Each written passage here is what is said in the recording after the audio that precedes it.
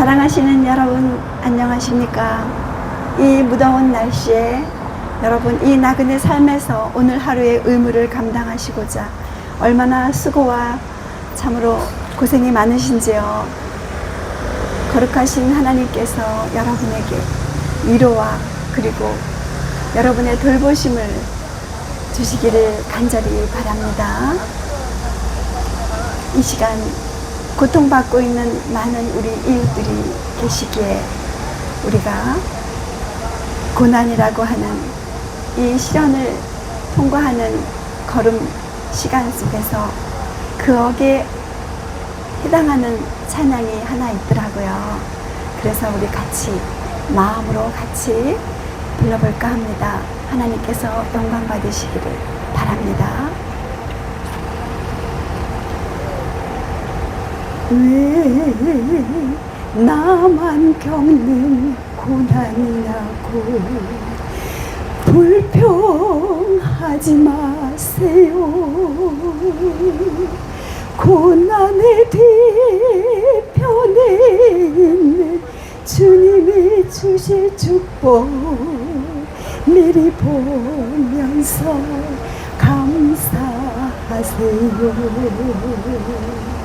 너무 견디기 힘든 지금 이 순간에도 주님이 일하고 계시잖아요. 남들은 지쳐 앉아있을지라도 당신만이 일어서세요. 힘을 내세요. 힘을 내세요. 주님이 손잡고 계시잖아요. 주님이 나와 함께함을 믿는다면 어떤 역경도 견딜 수 있잖아요. 힘을 내세요. 힘을 내세요. 주님이 손잡고 계시잖아요. 주님이 나와 함께함을 믿는다면 어떤 고난도 견딜 수 있잖아요. 왜 이런 슬픔 찾아왔는지 원망하지 마세요. 당신이 잃은 것보다 주님께 받은 은혜 더 많음에 감사하세요. 너무 견디기 힘든 지금 이 순간에도 주님이 일하고 계시잖아요. 남들은 지쳐 앉아있을지라도 당신만은 일어서세요.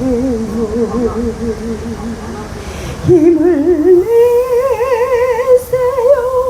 힘을 내세요. 주님이 손잡고 계시잖아요. 주님이 나와 함께함을 믿는다면 어떤 고난도 견딜 수 있잖아요.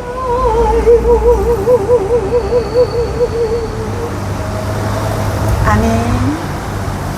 우리와 함께 하시는 이 주님, 우리를 창조하시고 우리가 이 땅에 생명 누리게 하시며 이 시간도 우리를 홀로 두지 아니하시는 예수님께 우리가 잃은 모든 것보다도 하나님께서 이 시간 우리에게 생명 붙들어 주시고 하나님을 기억하고 찬양할 수 있게 해주셔서 감사를 드립니다.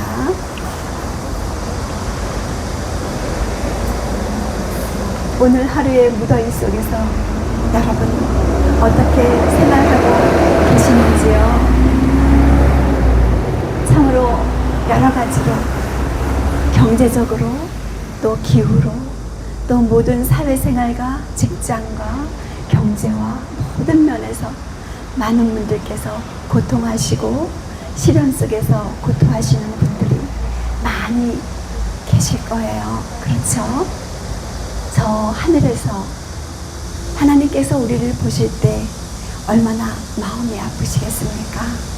우리의 하루가 어쩌면 우리를 사랑하시는 창조주 하나님, 우리의 죄를 대신 속하기 위하여 십자가에 죽으신 예수님께서 우리를 보실 때 어쩌면 우리는 하루이지만 하나님께는 천년인지 알지 못하겠어요. 어쩌면 천년일지 몰라요. 그토록 하나님께서는 우리를 불쌍히 여기시고 사모하시고 하늘의 평강과 힘으로 어서 속히 인도하시기를 간절히 바라고 계시기 때문이겠죠. 여러분께서 오늘도 이 무더위 속에 걸어야 하시는 이 걸음, 그리고 살아야 하시는 일상의 의무 속에서 여러분이시여 하나님께서 여러분을 창조하신 하나님께서 여러분을 버리지 아니하시고 홀로 두지 아니하셨으니 기억하게 되시기를 바랍니다. 여러분, 우리가 요한복음 1장 12절에 영접하는 자, 곧 그 이름을 믿는 자, 영접하는 자라고 말씀하셨습니다. 그에게는 하나님의 자녀가 되는 권세를 주셨다고 말씀하셨어요. 여러분은 하나님의 자녀가 되기를 원하시죠? 저도 그렇습니다. 그런데 로마서 8장 9절 또 다른 절의 말씀을 보니까 하나님의 자녀가 바로 정의가 나와 있더라고요.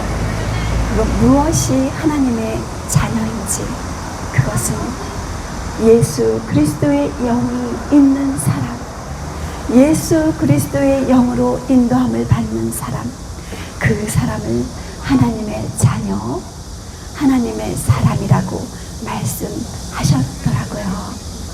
우리는 말로 인간적인 어떤 판단으로 획을 지어서 그렇게 표준을 만들어서 어떤 직책, 어떤 교회 출석, 헌금을 많이 하면 남이 보이는 어떤 위대한 선한 행위와 업적이 나타나면 그가 또 아니면 말로 공언하면 그가 하나님의 백성이다, 하나님의 자녀다, 믿음이 있다, 없다 이렇게 얘기를 하고는 있어요. 그런데 우리는 하나님이 아니잖아요. 그렇죠?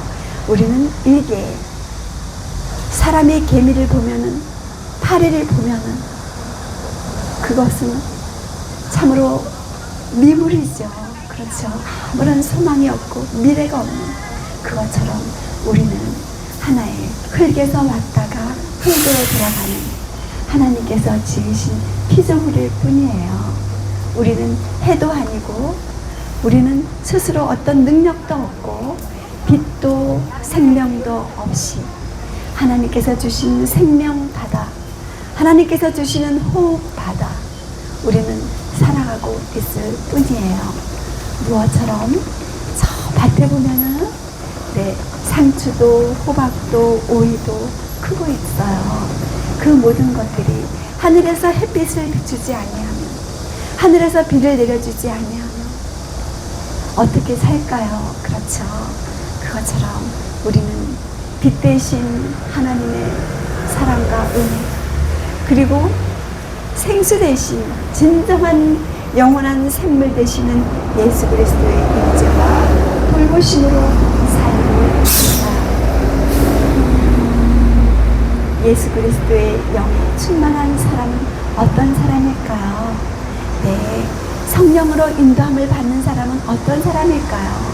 우리는 흔히 어떤 방언, 외국어 방언으로 막 기도하는 거, 그리고 어떤 목발을 짚고 벌떡 일어나거나 암덩어리가 떨어지거나 어떤 이런 가시적인 어떤 육적인 것들로 우리는 성령을 그렇게 정의하고 성령의 열매를 정의하고 있어요. 그런데 성경 말씀에 보면은 성령의 증거는 바로 평안이요.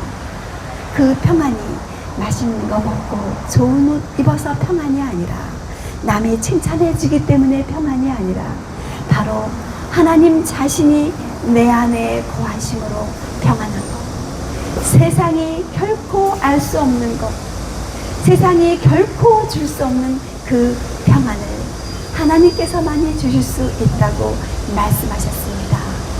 그렇게 세상에서 돈도 집도 땅도 미모도 건강도 젊음도 모든 것을 다 가진 그러한 사람들이 이 땅에 살아갈 의미를 찾지 못해서 너무나 허무하고 쓸쓸하고 소망이 없어서 스스로 이 땅을 하직하는 일들이 얼마나 많이 있습니까?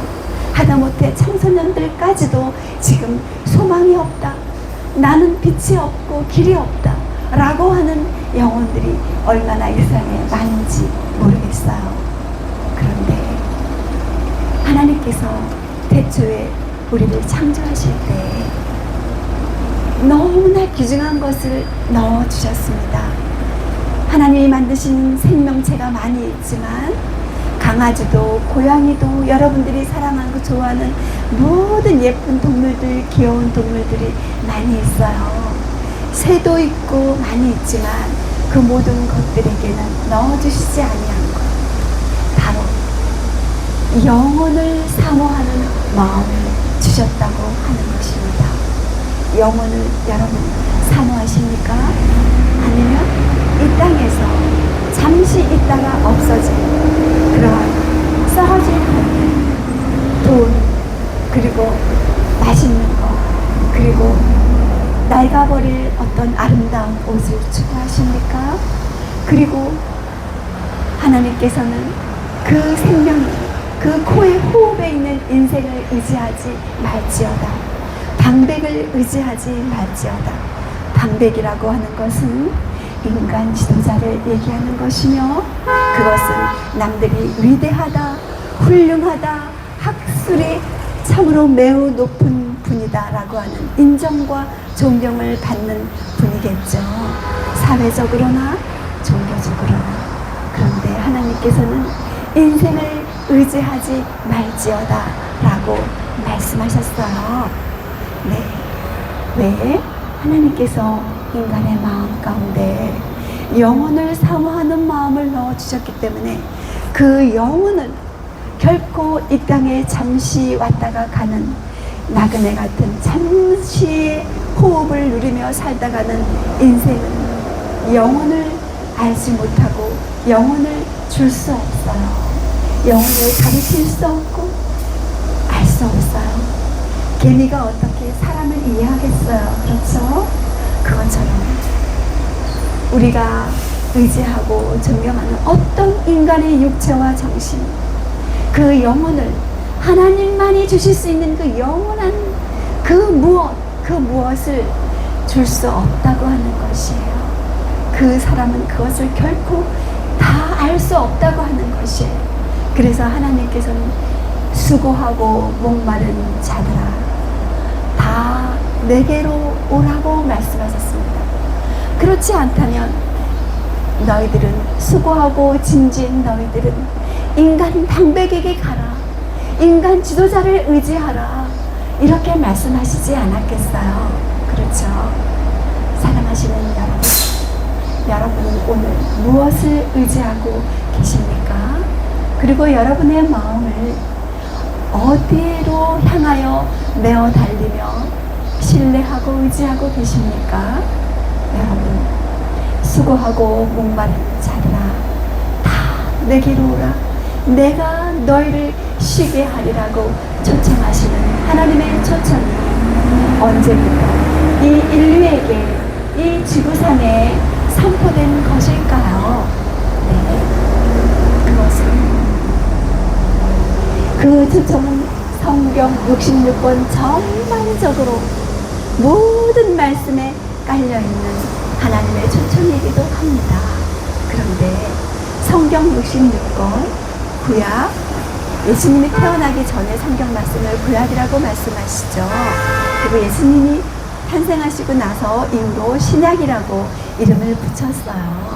그 성경 66권이 이 땅에 기록되어 인류에게 주어지기 전에, 그때는 어떻게 수고하고 무거운 짐진 인류에게 하나님께서 쉼으로 초청하셨을까요? 네, 그것은 바로 성경 66권 있기 전에 애굽에서 종살이하는 그 수많은 이스라엘 백성들을 하나님께서, 그들이 그곳에서 하나님을 경외할 수 없기 때문에 그들은 벽돌을 굽고 노예살이를 하면서 하나님을 섬기고 하나님과 교통할, 찬양할 시간도 없었어요. 그런 여유도 없었어요. 다 잃어버렸어요.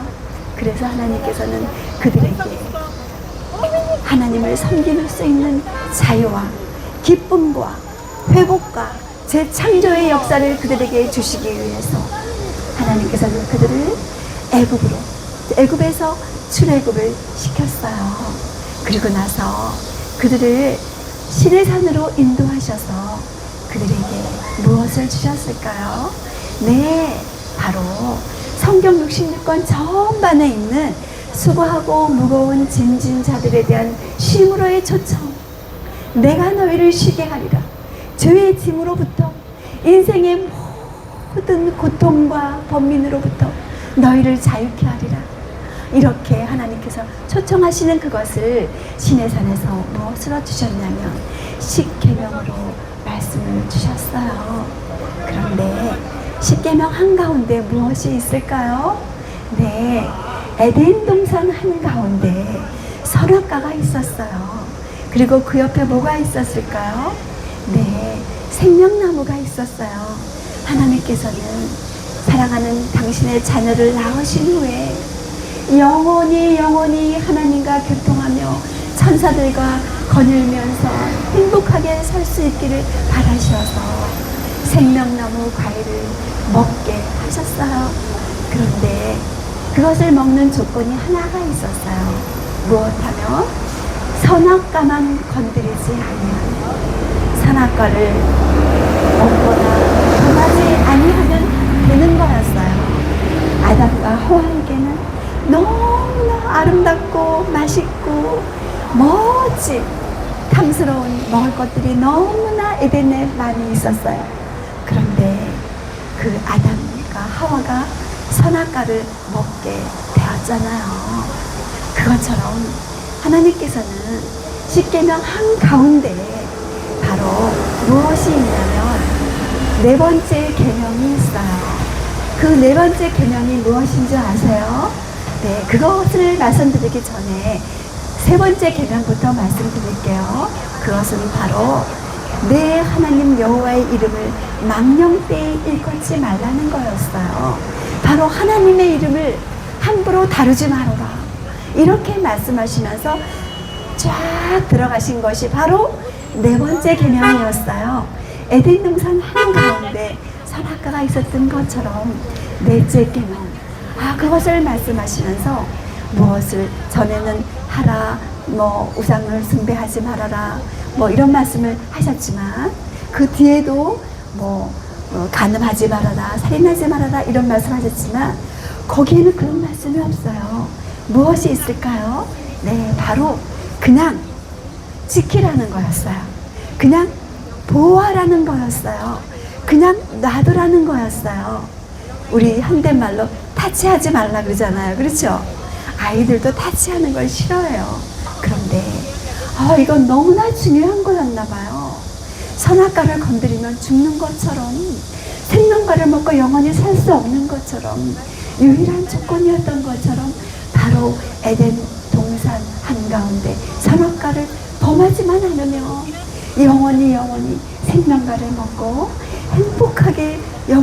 구할 수 있었던 것처럼 바로 십계명 한가운데 하나님께서 당신의 사랑의 증거로서 우리를 보호하시기 위해서 하나님께서 단 하나의 조건, 하나님을 경외하는 표, 하나님을 사랑하는 표, 하나님을 신뢰하는 표로서 선악과를 범하지 않으면 된다고 하는 것처럼 넷째 계명을 주셨어요. 그것은 바로 내 하나님 여호와의 안식일인즉 너나 내 아들이나 딸이나 남종이나 여종이나 육축 가축이라도 내 문 안에 거하는 객이라 할지라도 아무 일도 하지 말라.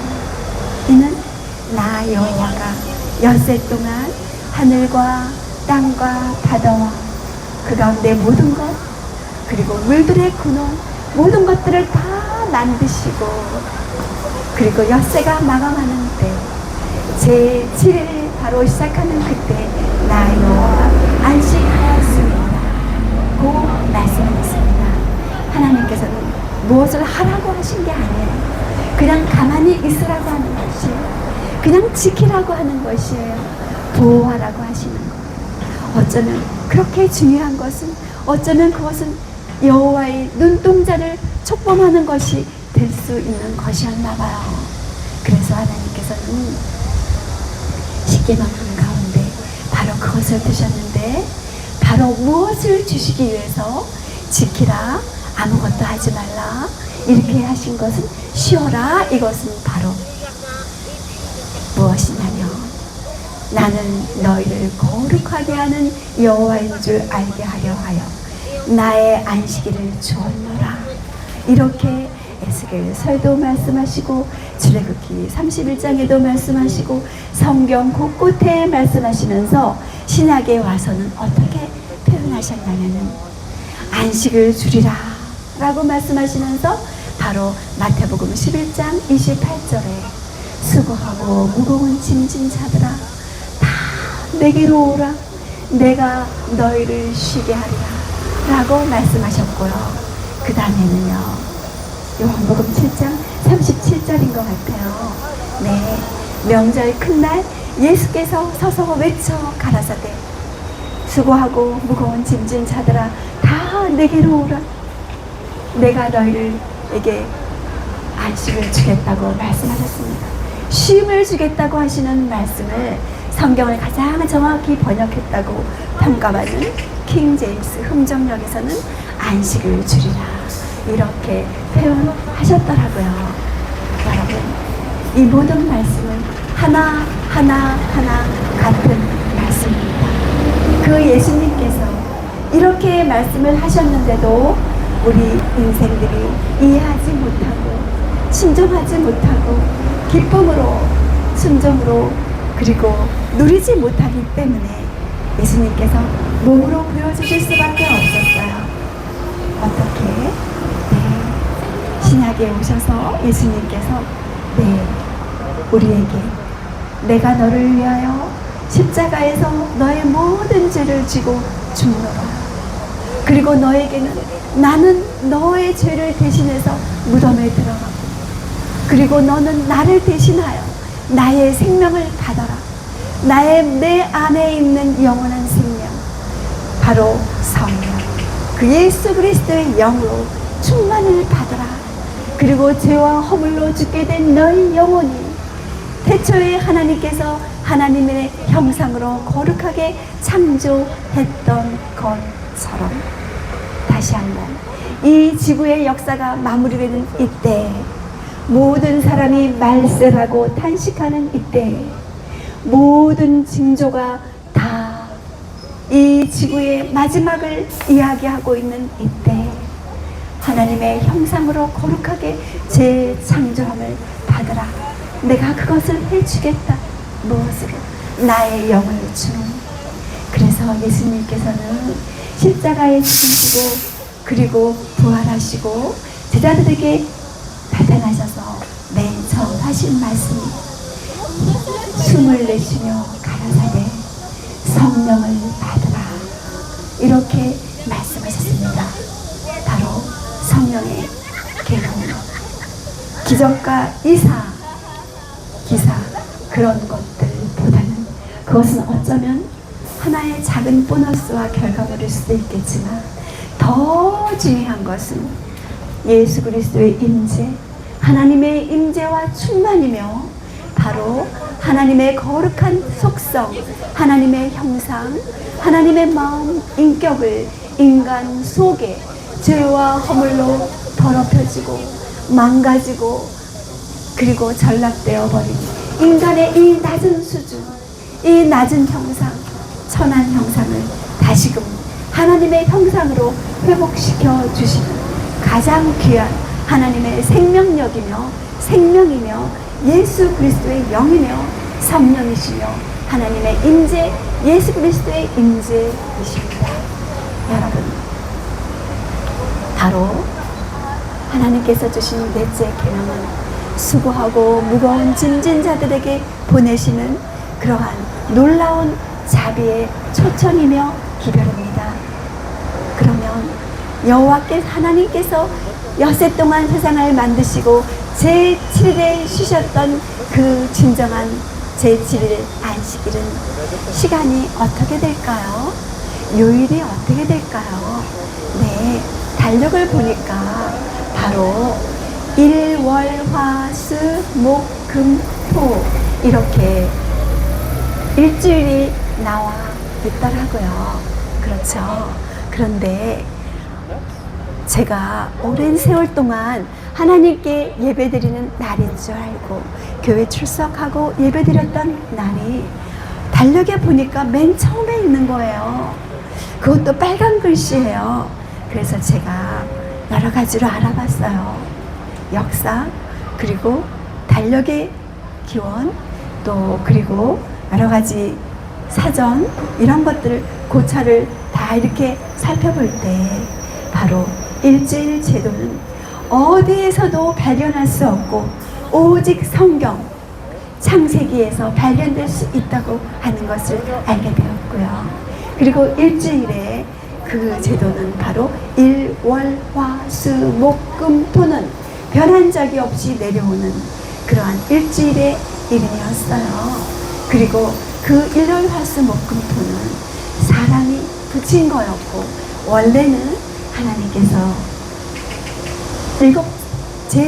일곱 날 동안 만드시되 일, 월, 화, 수, 목, 금 엿새 동안 세상을 만드셨고 그 창조의 맨 처음에 첫날의 이름이 첫째 날이었고 지금 현대어로 명명한 이름이 일요일이라고 하는 것을 알게 되었어요. 그런데 많은 분들이 그 일요일날 예배 드리고 계시잖아요. 네, 바로 그거였어요. 여러분, 우리가 알지 못하고 드린 많은 시간과 세월 속에서 저도 여러분도 하나님께서 복 주시고 거룩하게 하신 그 날에 예배를 드리지 못했다고 하는 것을 이제 확인해야 될 때가 된 것 같아요. 왜냐하면 이 세상의 마지막 때 마지막에 될 일을 펼쳐 보여주신 것이 바로 요한계시록 성경 66권의 마지막에 나와 있는 요한계시록이거든요. 근데 거기에 있는 말씀 중에서도 가장 핵심이 요한계시록 14장 6절로 12절에 있는 말씀인데요. 바로 거기 보니까 새 천사가 공중에 날아가면서 모든 백성과 민족과 방언과 나라에 외치고 있는 말씀이 나와요. 그것이 바로 무엇일까요? 네, 바로 하나님의 심판하실 시간이 가까웠으니 하늘과 땅과 바다와 그 가운데 모든 것을 만드신 이를 경배하라 하더라. 두려워하라. 이 말씀은 무서워 떨라는 말씀이 아니라 그분을 진정으로 경외하고 경외하라, 존중하라, 존경하라, 마땅한 존경을 돌려보내라는 것이 아니겠습니까? 그렇다고 한다면 지금 수억의 인구의 이 그리스찬이라고 하는 이 지구상에 우리 주여 주여 하는 많은 분들이 진정으로 온 세상을 만드신 창조주 하나님께 대한 존경과 경외와 경배를 드리지 못하고 있었다고 하는 사실을 지적하고 있습니다. 여러분, 왜? 바로 하나님께서는 엿새 동안 세상을 다 만드시고, 그리고 제7일 금요일 해질 때부터 토요일 해질 때까지, 왜냐하면 창조 때 하루의 개념은 저녁 때부터 저녁 때까지가 하루의 개념이었어요. 그런데 우리 인류가 편리에 의해서 이렇게 24시간의 시간에 그것들을 정했거든요. 네. 그래서 정확히 말하면 금요일 해질 때부터 토요일 해질 때까지 하나님께서 세상을 만드시고, 그리고 그날에 복 주시고 거룩하게 하시면서 이 날은 선악과를 건드리지 않는 것처럼 너희가 이 날만 건드리지 아니하고 그대로 거룩하게 보호하고 지킨다면 아무 일도 하지 아니하고 세속의 모든 것들을 다 내려놓고 엿새 동안은 내 모든 일을 힘써 행할 것이나 제7일은 너희 하나님 여호와의 안식일인지, 이렇게 말씀하시면서 우리에게 제7일의 성물을 허락하셨습니다.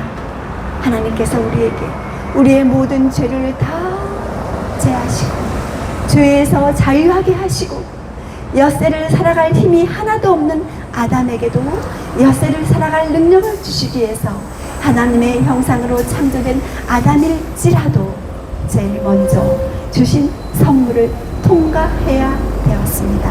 그것은 바로 제7일 안식일의 안식이었습니다. 누구와 함께? 하나님과 함께, 천사들과 함께 하나님의 영광 가운데 거했던 아담처럼 하나님께서는 우리에게 제7일의 안식으로 초청하고 계십니다. 아담에게도 필요했던 그 안식일이었다면 수천 년 타락의 끝에 와 있는 우리에게 재창조와 쉼과 정결함을 입는 이 거룩함에 물드는 이 제7일 안식일의 초청은 얼마나 소중한 생명이겠습니까? 필수 불가결한 것이겠습니까? 여러분, 이제 바로 예수님을 믿으시는 여러분께서 예수님을 믿는 그 믿음의 표인, 하나님을 경외하는 표인, 하나님을 사랑하는 표인 제7일 안식일 돌아오시기 바랍니다. 금요일 해질 때부터 토요일 해질 때까지 여러분 하나님을 경외하시고 찬양하시고 그분과 교통하시고 시내산 여러분 그 하나님의 영광 가운데 부름을 받은 모세가 제7일 안식일에 모든 사람들과 결별하고 잠시의 이별을 하고 그가 하나님께 부르심을 받았던 그 시간이 제7일 안식일 시간이었습니다. 여러분, 예수님께서 저 하늘로 승천하신 그 시간도 제7일 안식일 시간이었습니다. 왜 하나님께서는 그렇게 제7일을 소중히 여기셨을까요? 그것은 하나님께서 어떤 날도 이 세상에 정한 날이 없습니다. 오직 유일하게 정하신 하나님의 복되고 거룩한 날, 하나님께서 축복하신 날, 그것은 예수 그리스도의 임재가 있는 날, 성령의 충만함이 있는 날이기 때문입니다. 여러분, 성령의 인침을 받기 위하여, 하나님의 것으로 인침을 받기 위하여 이제 여러분을 하나님께서 초청하고 계십니다. 그것은 바로 마지막 인류를 향한 자비의 기별, 최후의 기별이라고 보시면 되겠습니다. 그것을 바로 계시록 14장 6절로 12절에 있는 세 천사의 그 부름, 여러분 꼭 인지하시고 결코 잊지 마시고 말씀으로 확인하시고 말씀으로 돌아오시기 바랍니다. 감사합니다.